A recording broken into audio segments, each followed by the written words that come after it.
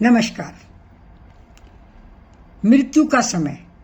आज मैं आपसे इस विषय पर चर्चा करूंगी एक कहानी के माध्यम से।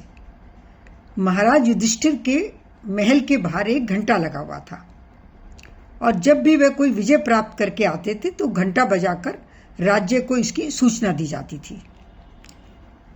एक बार एक गरीब आदमी उनके पास अपनी बेटी की शादी के लिए कुछ सहायता मांगने आया। महाराज ने उसे अगले दिन आने के लिए कह दिया।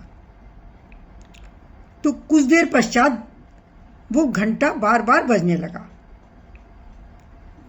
महाराज युधिष्ठिर ने जानने की कोशिश की तो पता लगा उस घंटे को भीम बजा रहे थे।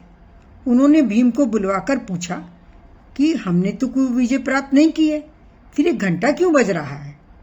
तो भीम ने जवाब दिया, महाराज आपने मृत्यु पर विजय प्राप्त की है। युधिष्ठिर हैरान हो गए कि ऐसा तो कुछ नहीं हुआ है। तो भीम ने कहा, जब वह आपसे सहायता मांगने आया था तो आपने उसे अगले दिन आने के लिए कह दिया। इसका मतलब आपको पता था आप अगले दिन तक जीवित रहेंगे। तो युधिष्ठिर ने अपनी इस गलतफहमी के लिए क्षमा मांगी कि और कहा उनका ऐसा कोई तात्पर्य नहीं था और ये गलती हुई उनसे। यह जीवन की सच्चाई है। कोई भी आदमी दावे से नहीं कह सकता कि वो कितना दिन जीवित रहेगा। वो कोई भी इंसान अगले ही क्षण जा सकता है।